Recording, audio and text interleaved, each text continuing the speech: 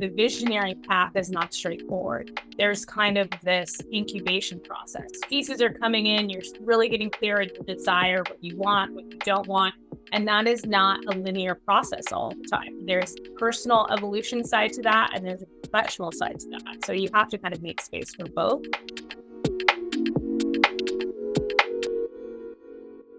Hello, and welcome to the Unstoppable Woman podcast. I'm Amira Alvarez. I am the founder and CEO of the Unstoppable Woman. And today we have part 3 of our 3-part series on authentic growth. And we're using the relaunch of the launch of the rebrand for the Unstoppable Woman as the topic or the case study, if you will, for some of this conversation around how do we grow when we've got an established brand, when we've got an established company.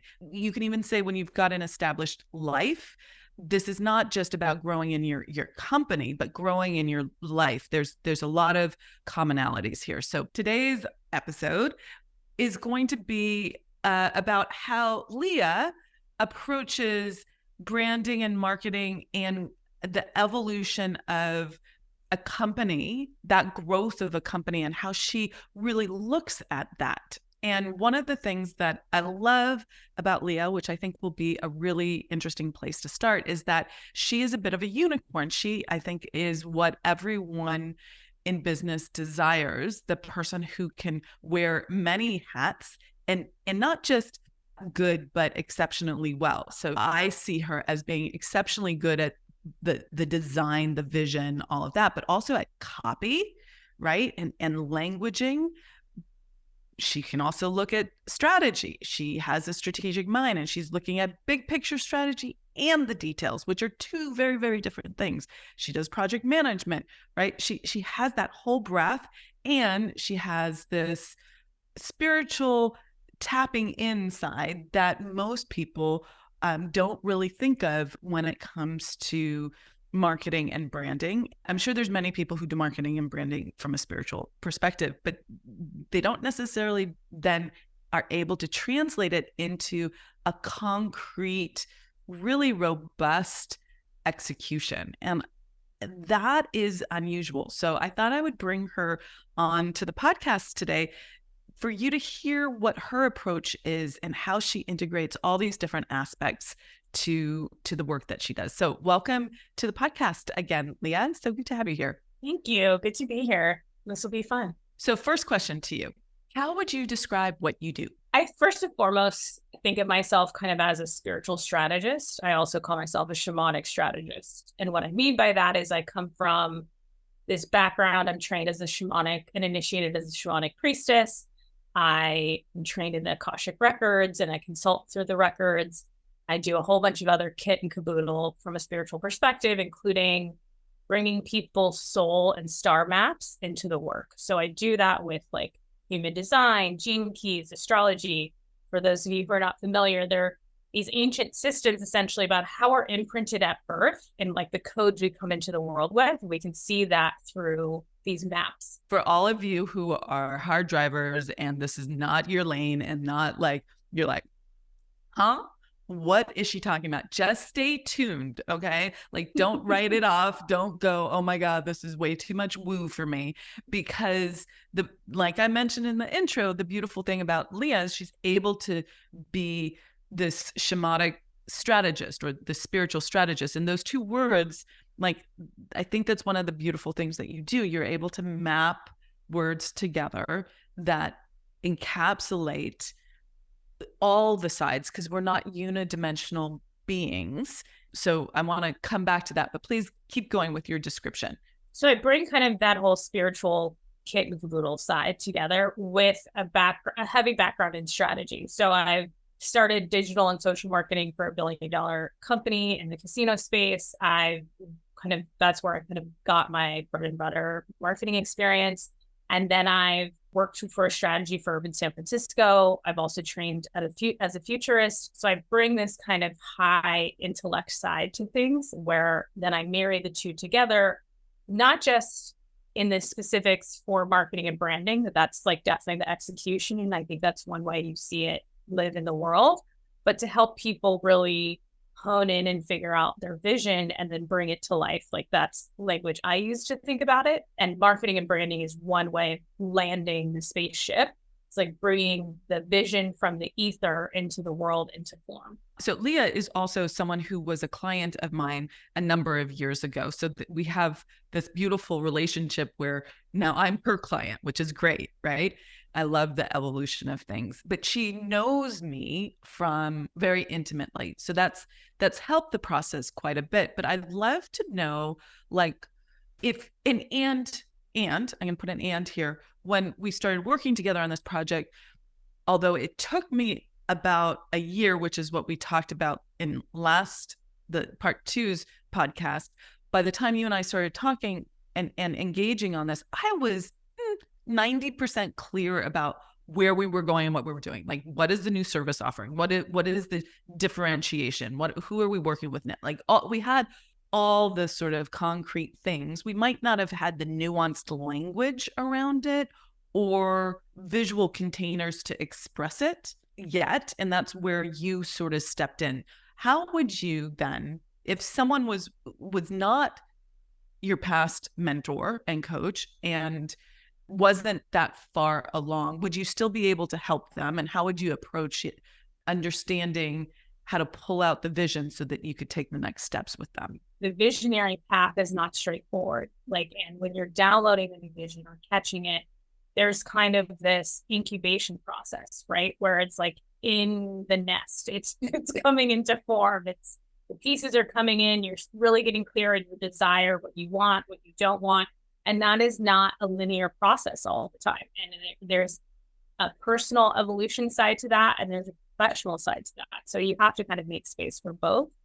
I think by using the star maps, that I referenced earlier, to me, those are like cheat codes of being able to see and pull out like strengths and sparks and ideas and directions that we can then say, have you thought about this? Are you leveraging this anymore? And the way that I work with these 3 systems, because you'll often find people who specialize in one of the systems, and I integrate the 3. I very much have a systems mind. So by integrating these 3 systems, what we can do is we can start to see patterns across all 3 systems. So it's not just in your astrology, it's not just in your human design, it's not just in your gene keys. And even though these 3 systems and syntheses are all interrelated, they look at things from very different levels. So they can tell us very different types of information.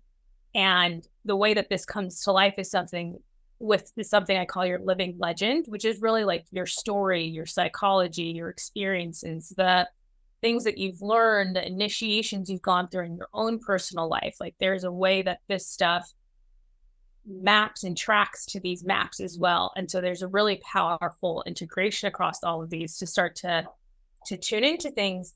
And in addition to that, we mentioned the Akashic records earlier. We can also go straight to your guides. We can work with archetypal tools and imagery and other things to give you things to respond to. So we can be in that creative abyss or unknown, but still have ways to pull things out. Because oftentimes, and you can speak to this, Amira, like you'll know that something needs to change, but you might not yet know how. And you might not know how to figure it out, right? And that's you have to have a lot of trust through that process and be willing to take one step.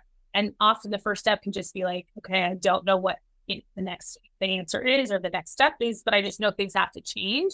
You need to start to be committed to discover what that change can be. Okay, lots of follow-up questions here. But before I ask more questions, I think for people who don't know, can you give us a very, very, very, very short description of what the Akashic records are? Yeah, so the Akashic records are essentially the library of your soul. They're the library of all time, forwards, backwards, and beyond, and multiple dimensions across kind of all realities in space and time. And you access the Akashic records, meaning it's the Akasha is a Sanskrit word, but the Akasha is this like the recorded history of existence of any and all possible existence. And when you can access the Akashic records, you can talk to your guides or your record keepers, and they can kind of go through the library like a librarian and look things up for you or give you the direct information for the potential or the path or the question that you're interested in. It's a little bit different than if you go to like a traditional, intuitive or psychic experience. And the specific way that I work is from a empowered, desire-based experience. It's very much in line with like the universal laws and manifestation, which is like, what do you want? You have the power to create your reality. So you really work with the records from that place and not from this, tell me what I need to do place. It's a very particular version of it. Yeah, I love that. I love that. Okay.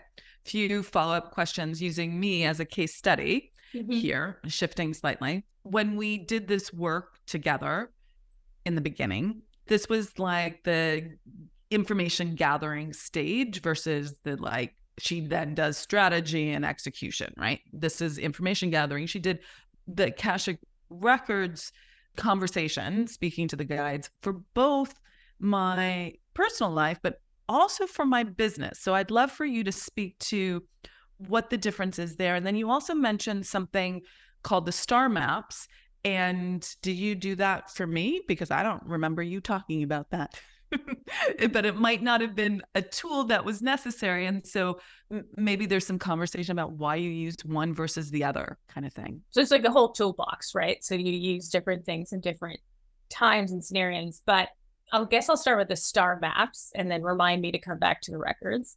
For you, I have referenced them slightly, right? Because these are, to me, they're huge catalogs. They're like manuals of your life. So we can access them for lots of different levels of information. Human design in particular, it's more mechanical. It's more of a guideline for how your energy is meant to move through the world.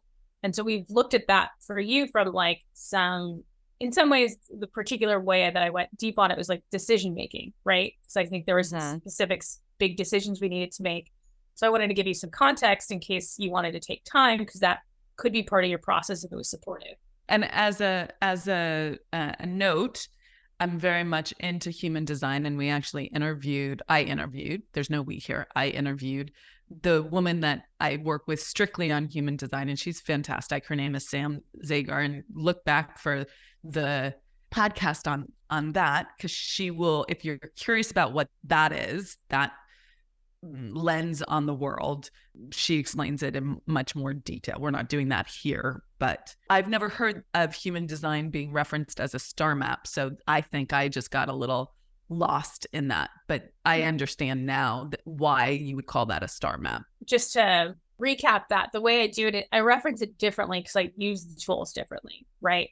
So you can use any of these tools in any different way. I've been trained to use human design and astrology both through the lens of business and through people who are like pioneering and testing it with hundreds or thousands of business owners to see the patterns and the ways that these can kind of translate, which is a little bit different than the traditional uses. And it's a different interpretation in terms of the strengths and the lensing, and we could go all the way off the rails. I'm going to try not to go all the way off the rails with that. Let's not do that. But there's, for you in particular, just to wrap that piece up, I have looked at your astrology. I've looked at it compared to your human design.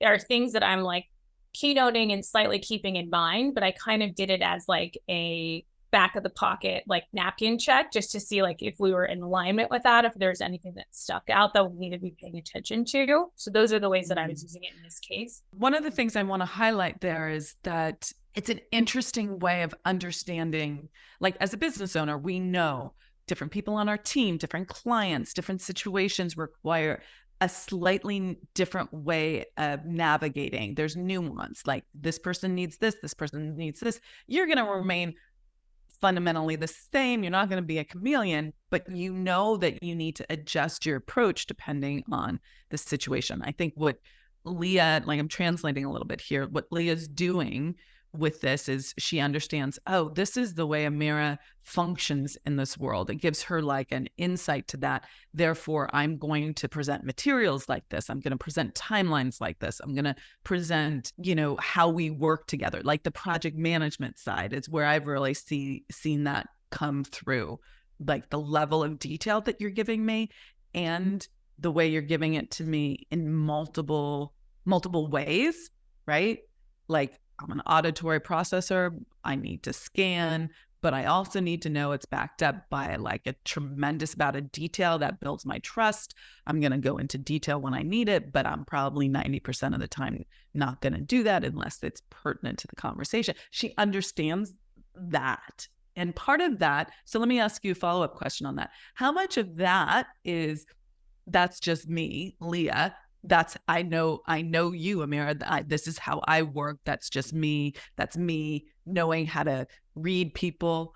And how much of that is, I've looked into these charts and understood who you are? Yeah, I think there's two pieces that I'm thinking of. One is, I know we talked about this at some point, of like affirming if you're an auditory processor or not, right? Because you do like to do a lot of Loom stuff, and we do voice notes and things like that.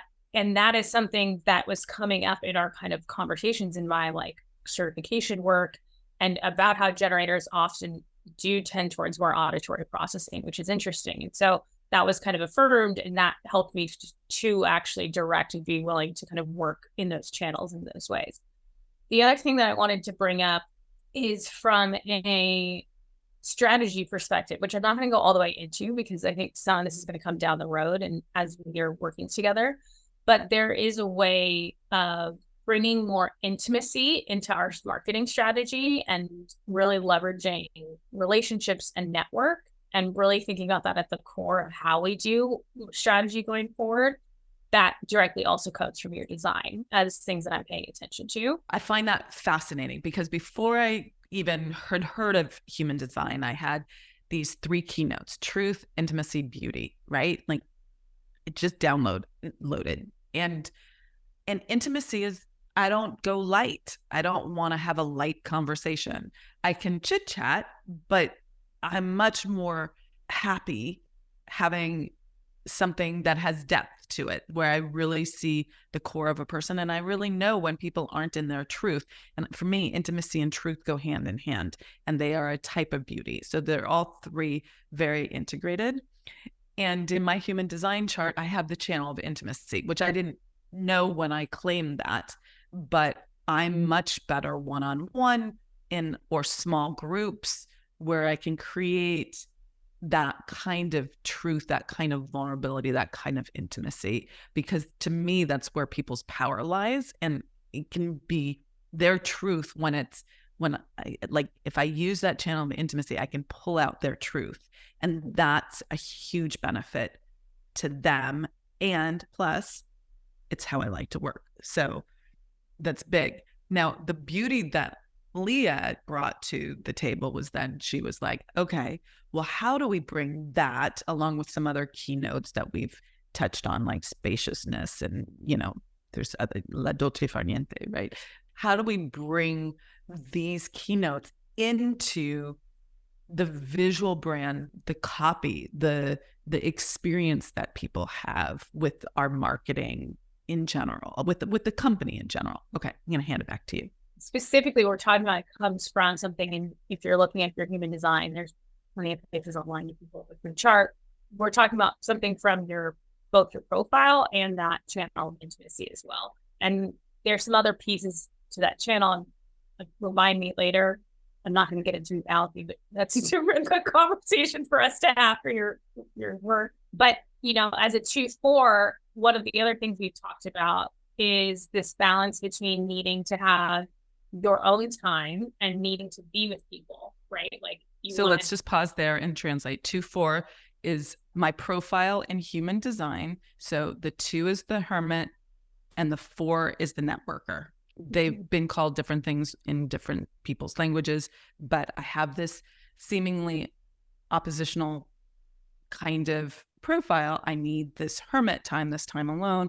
And I also need to have this network where the good in my life, whether it's other people, the business, all of that, it comes through my network, through the people I know. So it's important that I have that as well. There's different ways that we can then leverage and create strategies around this, essentially. And so when you are looking at your human design, depending on what lens you're coming from, and to try to make this useful for other people, like, this is one way that we can translate both, like, because ultimately human design gives you permission to lean into who you are. And so when you see that and you feel that resonance, it's like, then how do I design around the truth of who I am, both from a beauty and expression perspective, but more concretely from a strategy perspective.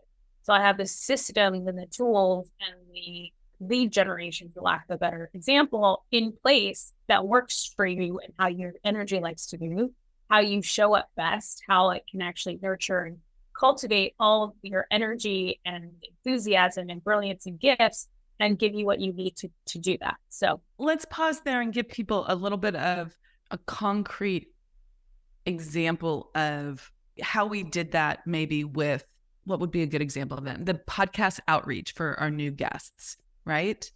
Right? Like that, no one here will see it because it's for people we're inviting onto the podcast. But Lea built this very beautiful invitation for me. So this keynote of beauty and depth, like it wasn't just like 5-sentence email.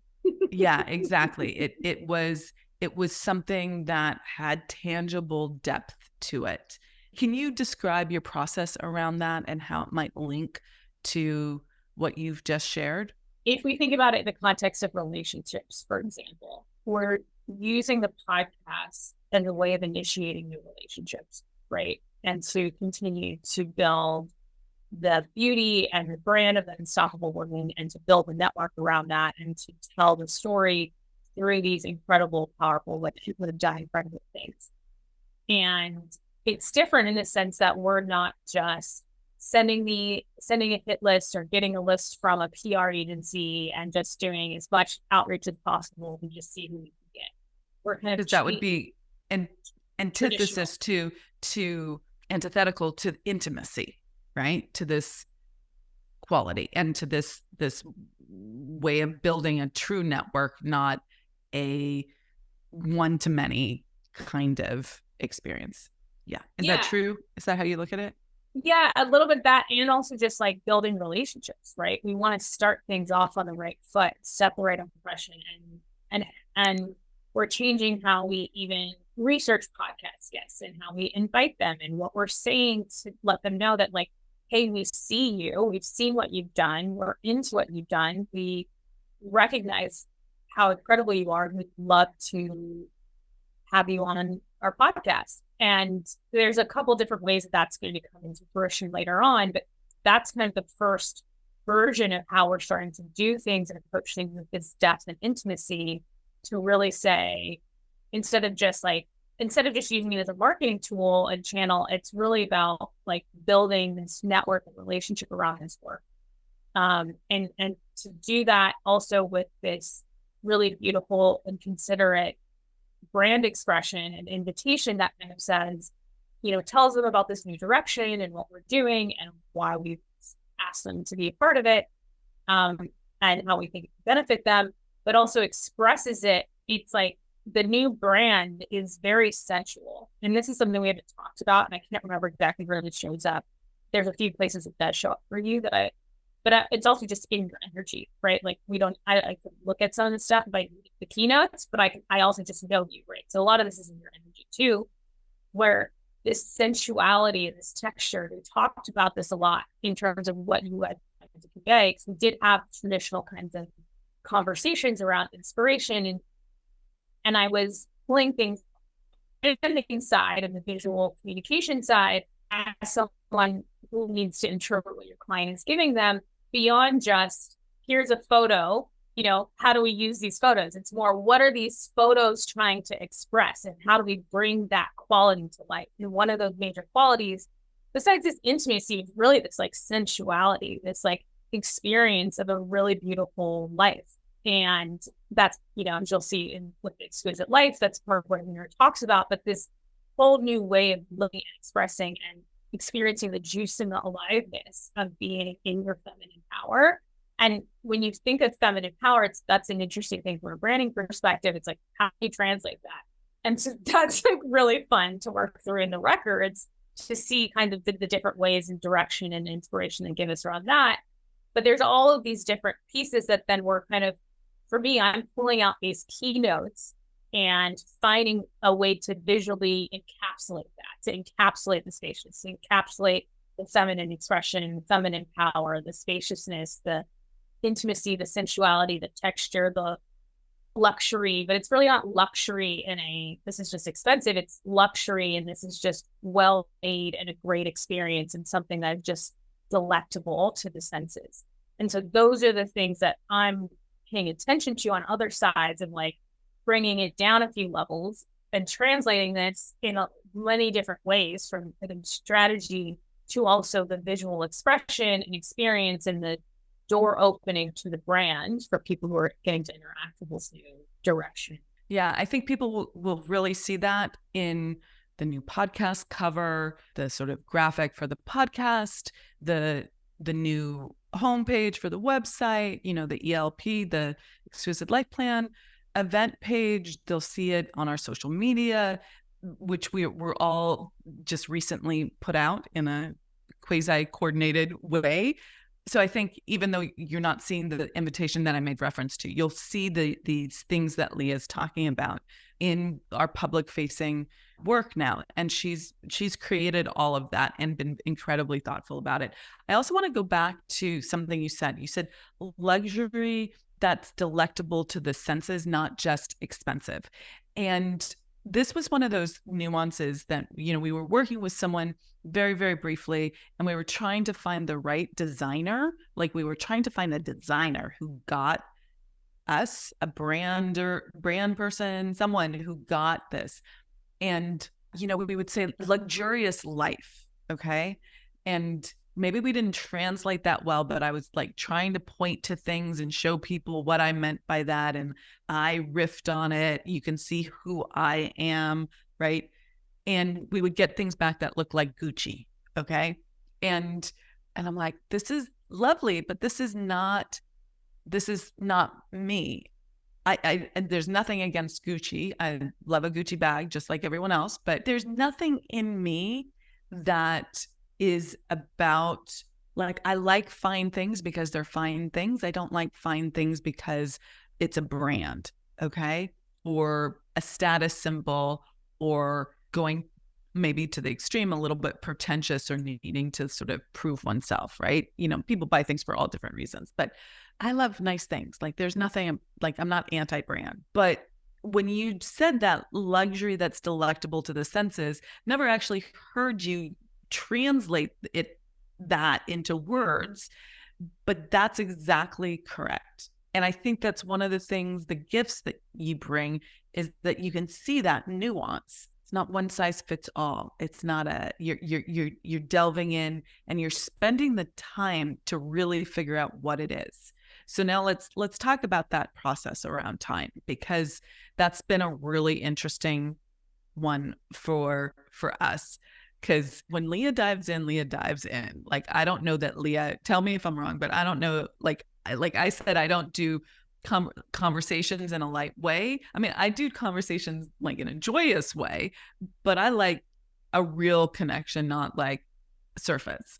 And I have a feeling that you approach your work in the same way. Like, you just can't do light. I like to deep dive. I'm thinking if I'm going to translate this into astrology or not. That's what's happening in my brain. But I have a lot of placements that are oriented towards depth and going to the deepest of the deep of the deep. And that is one of my gifts, right? Is this penetrating insight into people, but also into all of the unseen and what is not said. Like, this is where the shamanic and spiritual and energetic and essence and vibrational pieces of really is to translate that, tuning into subtle energies, tuning into energies that are beyond just what we can see, and being able to see what is there, and then be able to bring it from the invisible into the form, right? Like, let's talk about that. Okay, hold on, because we can't skip over this. So, because a lot of what you're saying is kind of like, yes, on the edge for many people. Yeah. Okay. Maybe for you that are listening, you're like, finally, I found my woman. But for a lot of you, you're like, oh, really? Come on already. But the translation, like what you do with that, because you're not actually talking to me about a lot of this stuff. Okay. Yeah. Which is great, because I probably would be like, just show me the execution, right? I'm like, I love it, but I want to see us moving forward on the project. Right. So you're doing this in the background, and then you're coming forth with like incredibly beautiful material that captures what we're looking for, with thoughtful insights that share, your perspective on it and asking for feedback, and there's a loop there. But can you talk about how your process behind the scenes that I don't see of translating the spiritual into something that's very concrete, new podcast covers, new social media, templates, new copy everywhere, right? Like a new website, right? You actually do that work and get that out into the world. And that's very unique, right? A lot of people can do the insight, but not the creation, that like pulling it into form. So can you talk about that process? I'm going to kind of loop this in with our hanging Akashic Records question from before, and we'll see if we wrap those two together. But the intention for the mini project, so we did this podcast mini project, which was to essentially get the new direction of the podcast going, to get some of these behind the scenes and in front of the scenes assets like the cover going, so new outreach and activity could kind of begin.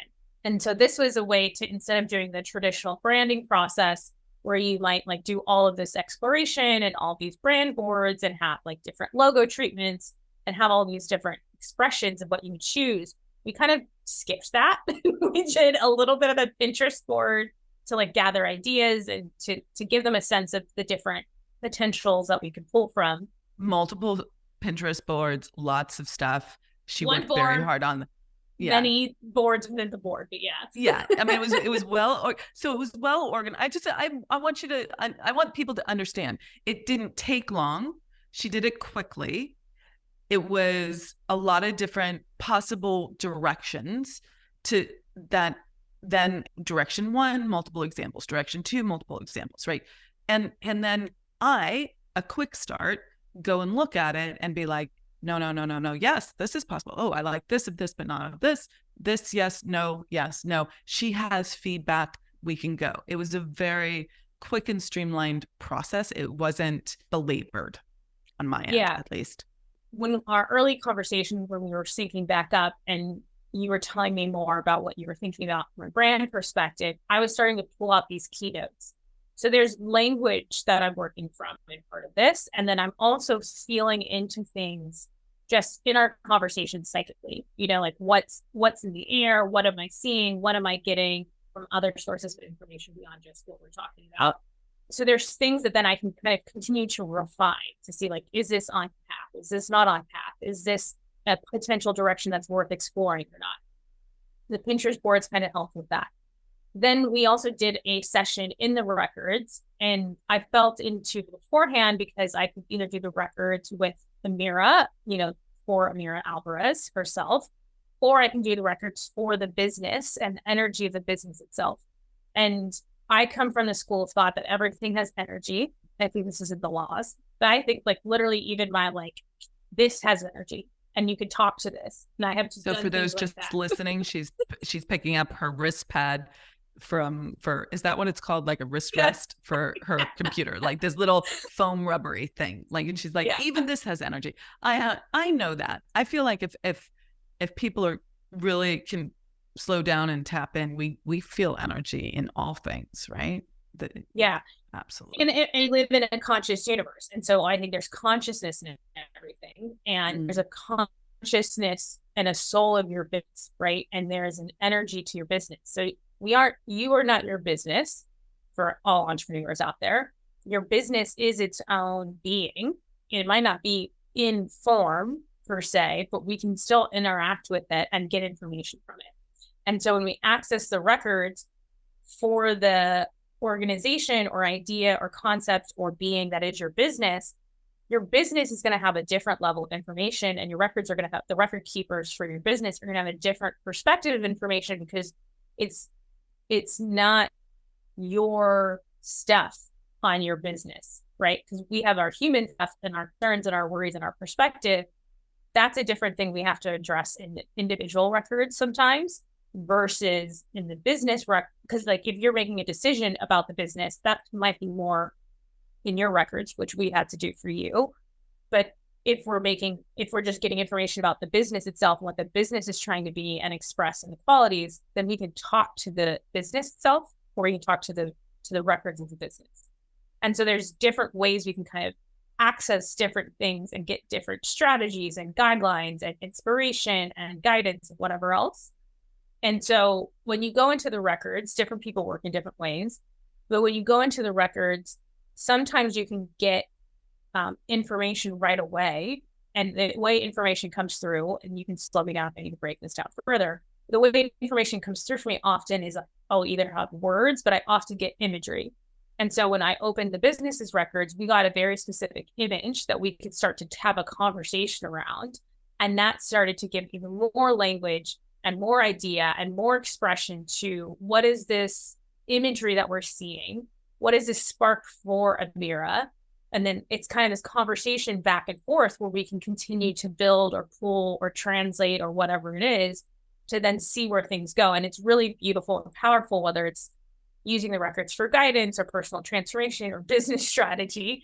It's really incredible to see what comes through because you never have any idea before you go in. You have questions, but and then to be able to see the magic of the interplay between the person who we're accessing the records for and what's coming through and what that actually means for everyone and how that starts to come to life. So yeah, it's really powerful.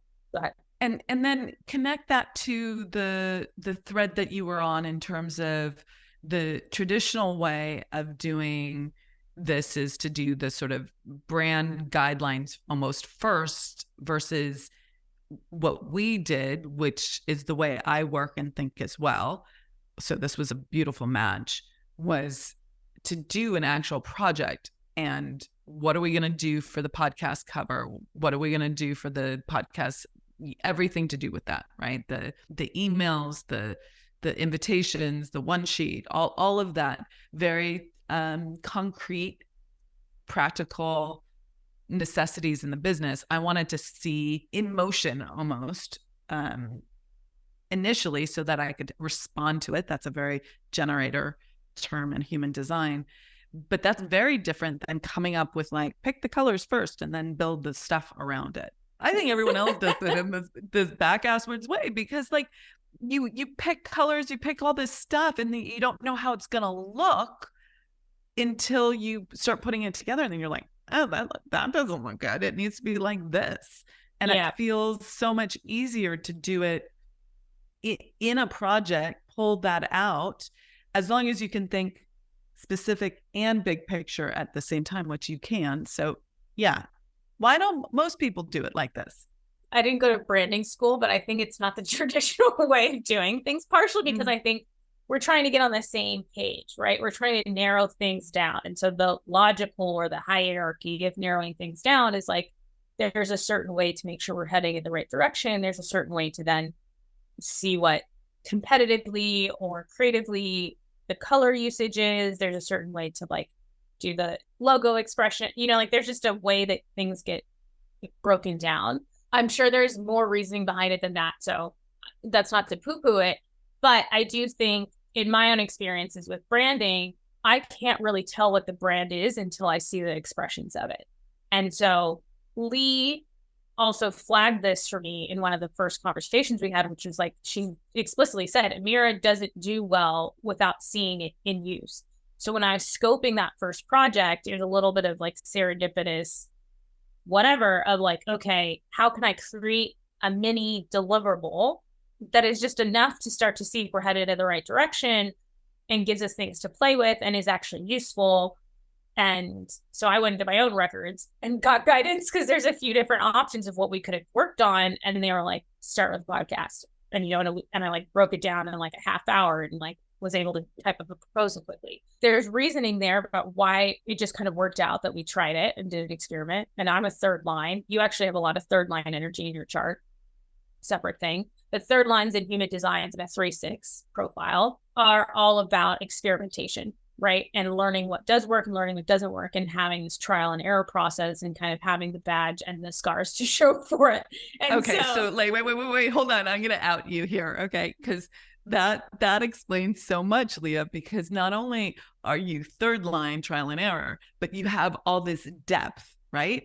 She showed us the behind the scenes for a moment the other day, and they were like, she's like, I'm gonna scare you, but there's 50 options here. I'm not showing you all of these, but like I'm testing the size of this font and like the space here and this subtle movement. Should it be a micro element over? And what if we change the color, lightening it here or darkening it here? And so she does this experimentation in behind the scenes in a way that she can see, and does this trial and error. I didn't have to see that. I got a lot of options, right? That I could give you feedback on, but it was a synthesized version of that. So yeah. And one other piece I want to add to this, in coming back to the podcast project, is you're kind of asking me to use an example and some specifics, but I think a really interesting piece of this is how I was curating photography for the podcast covers. And Amira has thousands of photos on their creative management platform, but I was looking for certain essences and expressions of what the photo conveyed, how she was showing up.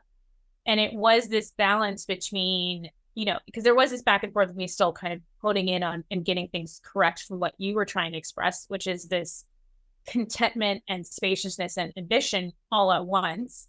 And so it's like, we're not leaving the ambition behind, but we need to also bring in this new way of doing it. And so finding out how to express kind of this feminine approach, let's say, to ambition and achievement and business is something I was thinking about. And one of the ways that we are approaching some of those feminine qualities, isn't all of them, but is this like spaciousness and this calm confidence, and is this freedom, and is this like expressiveness. There's a way that it's just like poised and relaxed and put together, but it's effortless. And that took me a while to name that as one of the things that I was looking for in the photography we're using, of this like natural confidence. It's also interesting because your second line in your profile is all about the natural. So there's this naturalness that I kept telling you guys that I was trying to curate for in the photos. And it took me a little while to articulate that. So I knew it in my mind. So this is also my own process. It's like, I know some of this and I know what I'm looking for, but I don't always have yet the word to express it. Yeah. And that's also part of the process of distilling down as well. Because when I think naturalness, there's a little part of me, even though it may not be accurate, that thinks natural, right? Like, yeah, like grass. Yeah, but also like a little bit less polished, right? Yeah. I'm not high maintenance, but I'm also like, we're not having a podcast cover out there where I'm like not got my makeup on, right? Yeah. Yeah. So I think there's a little bit of like, oh, but what does natural mean? It means, to me, when you say that now, I understand that means me embodying the comfort that I have in embodying myself, right? Like that I am comfortable, at ease, peace with myself, that it's not this constrained or trying too hard expression. Even in the photo that we actually picked is, I mean, my hair is up, I've got full makeup, I got a beautiful dress on. Like it's a full put together photo shoot. It's not a casual selfie or something like that, right? Does that make sense? Yeah, and that's where it took me a while to get to the word effortlessness. Like there is this, like, it's just easy. And not and this is interesting to also note when you're talking about branding. It's, yes, words have different meanings to everyone, right? And so we had many conversations about what do we mean by exquisite? What do we mean by freedom? What is this actually capturing that?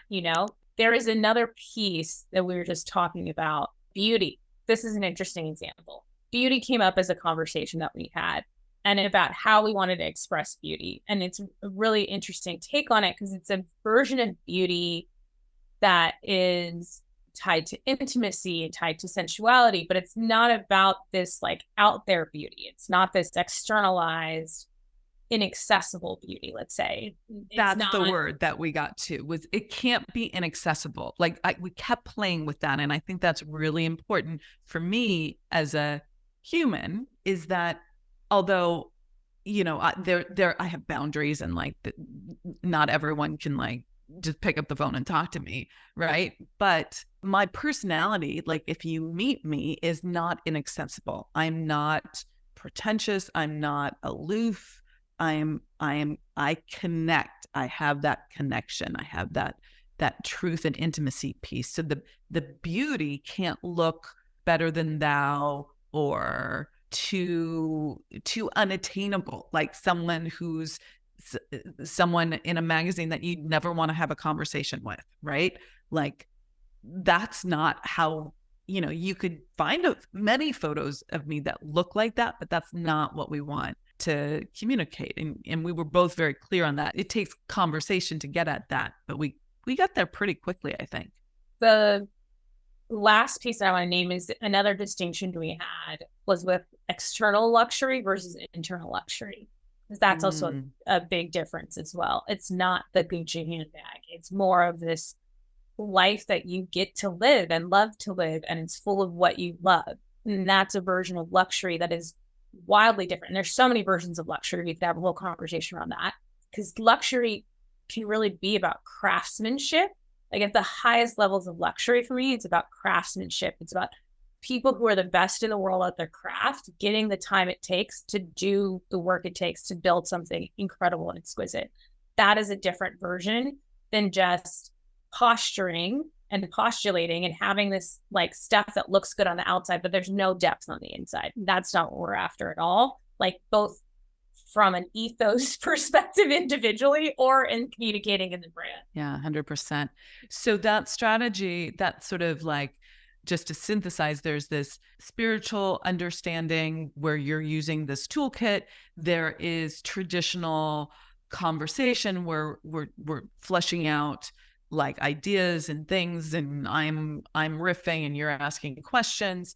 And then there is taking both of those and starting to put it into play in what we did was a mini project, and starting to refine and get it clearer and clearer and clearer until it's the thing. And then using that as the jumping off point for the rest of the brand. And once we started in on the actual creation of the materials, okay, and you're showing me, draft 1, draft 2, draft 3, right? Like we're going through this iteration process and we're refining and making decisions. What I see as the client is extraordinary project management and hitting deadlines. And like, if you're thinking, oh, she's so woo, she's never going to be able to execute the work, absolutely the reverse. This is the unicorn part. Okay.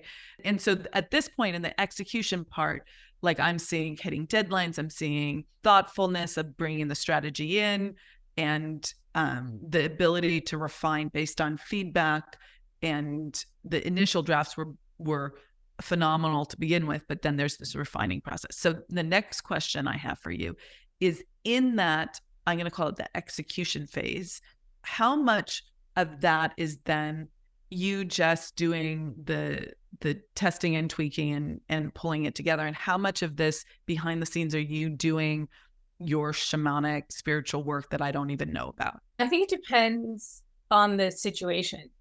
So sometimes there's things where I'm pulling cards to get inspiration. And I actually did that at the beginning of the podcast photos as well, to see what is the ultimate expression here. And I pulled this very expressive, like free, kind of sensual, but like felt like freedom. I can show you the card another time. This card that was just like, and that was like an energy that I was playing with in the podcast covers as an inspiration point. So I can use things for inspiration, and then some of it is just like pure execution. And one of the things in the creative process specifically that's unique is like there is this exploration and curation and finding that often I don't think a lot of people recognize, that there is a depth to that, like trying 100 different cursive fonts and trying all of these different serif fonts and whatever, if that's what it needs, because it's really interesting when you just use like fonts for an example. You can have a very similar type of font, but there's going to be a slightly different personality and expression as you're playing with different things, and depending on the layout and the words. So it's really fascinating to be able to see all of that, and to play with all of that. You talked a lot about your process, which I love. I love knowing what it is, and I think it's just helpful to have the context of that. Is there anything that frustrates you about your own process? Like, there's so many great things about it, but is there anything that you're like, wow, I do this thing that I'm compelled to do, but I wish, it would save me 20 hours if I didn't have to do this, or something like that? Is there any aspect? This is not about not loving yourself. This is just is there something, if you could avoid this, you would, kind of thing? Yeah, I mean, this is where intuition can be helpful, and sometimes you just have to try things. So sometimes I have an idea and I can just go after and go in that direction, but like in the refining process, like figuring out the color of certain words and where the placement of the register mark is and things like that. Like I kind of have to see it, and I have to kind of play with it and look at the differences. And I was thinking about this because there is a level of detail orientation that is going into this that some people might just be like, whatever, it's good enough. And for me, I think that's where the intention gets lost, right? Like, and all those micro decisions to not actually commit to the refinement, something gets lost energetically. That's your own craftsmanship, right? Yeah. That is the love, the energy that comes with doing it right. I think the difference between, tell me if you agree with this, perfectionism from a place of fear, I'm going to get in trouble if I don't do it just right, versus I want to do it right, which comes from a place of desire, like a full, authentic expression of what's supposed to come through. And to me, what you just described, like the micro decisions you're making could to someone look like the perfectionism from a place of fear. I'm going to get in trouble if I don't get it right, so I'm going to like try and dot my I's and cross my T's, versus I'm doing it because this is the truth that needs to be expressed. And I think you do the latter. Would you agree with that?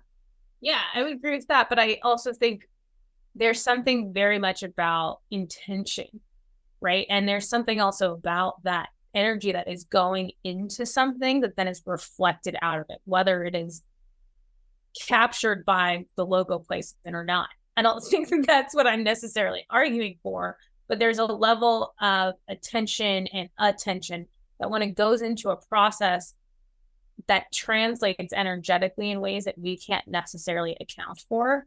Totally. And that's some of the difference in and making these decisions to do this process, even if it takes me 2 hours, to like try the things and find the things and get it to a place, because I do think it matters. And it's really fascinating in a world that is about constant content and speed, and just put it out there and try things. Like, I think there's a time and place for that. And there's a time and place for taking the time it takes to make something beautiful. Right. Yeah. 100%. And there's a difference. And I think you can feel the difference, even if you can't tell the difference. And I think it's more that you can tell it over time cumulatively versus and how somebody's presenting something, because it's a different approach, perhaps. I don't know, or maybe just a resonance or a vibe or whatever. I think a good example of this, Lea, outside of the marketing world is mass market chocolate versus chocolate or fudge made by monks, right? Right. By hand. That like they're putting all their spiritual love and energy into making this fudge, and it's a totally different thing. One thing that we talked about at the beginning that was coming up for me that I wanted to just name, which was, if you are paying attention to this process that Amira's talked about, with the fact that she was closer to knowing exactly what she wanted and she was ready to bring it into the world, but there was still a lot of decisions and work to be done, versus when you're at the beginning and you're still figuring out what this thing is, what this thing next is. It's an interesting distinction in case you're somewhere in between that process. And I've gone through this with my own work. It's why I love working with people who are visionaries. It's what I think I do is help people bring their visions into the world, because we often need that co-creative support. We obviously have it with the universe and within ourselves, but we need that co-creative support that is really valuable for somebody to see what we're seeing and to help us see what we can't see and to give us something to respond and interact with. And that helps to start to land things and to also make you not feel so alone and so crazy. Like, why am I deciding to like leave behind my $5 million generating whatever, if you're just not there anymore. Right. And likewise, like we're talking about energy and attention, if you stay with something that you're not even on board with anymore, like people will eventually be able to tell, right? And your energy won't be there. And so there's a consequence on the other side of that too. So I think it's really interesting to be able to trust the process and know you don't have to do it alone, and to recognize that it takes time and it's okay that, the baby is not ready to come out yet. It's whenever the bread needs to rise in the oven, and to be patient and to trust that it's coming, because it's not a linear process. And I think you kind of alluded to this, and I've done it in my own processes with things where you try to take it out when it's not ready. And then you're like, what? Why isn't this not working? Yeah. And it's painful. Like, you so want it to be done and it's not done. Right. And it's not the same thing of just like, oh, we're just creating a new product in the business. It's there's so much more to it. So yeah. Yeah. I find this, like, when I work with women on, what they want to do, like, they're at a level of success, right? They don't want to give up their level of success, but they're now that's not satisfying in all the ways. Like, there's a what's next. It's like, that's not a like, okay, we're going to have a 20-minute conversation and figure this out for you. And there's frustration. Like, I've gone to breakfast with my girlfriends where they're like, what about this idea? And I'm like, sweetheart, why? No. It's a great idea. Someone should do it, but that's not you. But I just want to know what I want to do next. And I'm like, okay, well, let's have a conversation about that. But that's not like, you can't just decide. And so much of being in business, you've gotten really good at quick decisions, and you know that lane so well that you're able to make quick decisions. And then there are these places where the decisions need a percolation period, a gestation period. So, okay. So Lea, any last words that you want to leave our listeners with before we wrap up? And where can people find you? Branding can be fun, right? Like, it's this piece at the end of one part of the journey and the beginning of the next, of like bringing this expression to life, right? And this way of bringing what's been incubating inside of you into the world, and finding the ways to give it life and to translate it and to see it come into form. And I think that's kind of why I love this one part of the process so much, is because you get to see it, right? It's tangible. It comes to life. You get to interact with it. It's like makes it real in a whole other way. And it's at the precipice of what's next, and bringing that into the world. And so, yeah, whatever process you choose to take, like, enjoy it, right? Find the lusciousness in it. Get to find the joy in expressing this thing that is so much a part of you, because they often are, even though it's not all of you. And being able to bring it to life. So that's what I would say to that. I love that. And then to find me, Anumara, you can do Anumara.com. Anumara is a word. How do you spell Anumara for everyone? Yeah. Anumara is ANUMARA.com. And Anumara is a mixture of two Latin words, which is soul, anima, and ara, which is gold. So it's soul gold. So it's really about capturing your soul essence and bringing it into the world. To me, it's really your soul genius is what we're capturing and bringing into the world, because we all have our unique genius and gifts. And so my whole creative and translation process is kind of helping to facilitate that, to capture it and to share it with the world for you. So I love that. I did not actually know what Anumara came from. So that's great. I love that.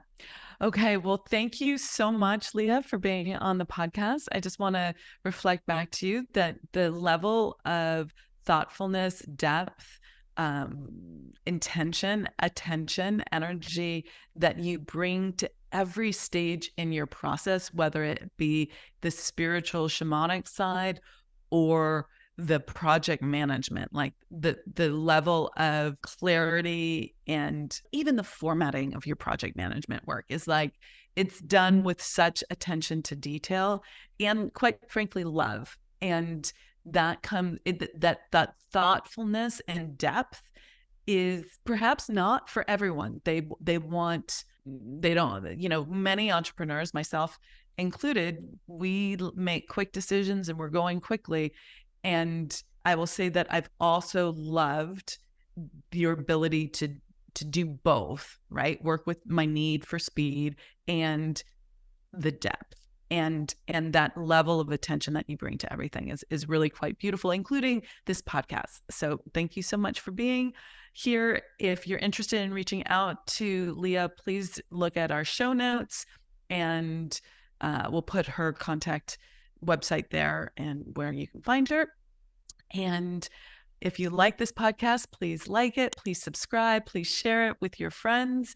This is a very unique and innovative way of looking at branding and marketing. And I would love your feedback in terms of how you think we did in communicating all the keynotes that we've been talking about and the touchstones in the new brand. Please take a look at it on our social media. We'll put links to that in the show notes as well, on our website, and of course on the podcast covers. So thank you so much for being loyal listeners. Thank you for showing up here today, and I will see you in the next episode. I'm Amira Alvarez. I'm the founder and CEO of The Unstoppable Woman, and I am wishing you an exquisite life.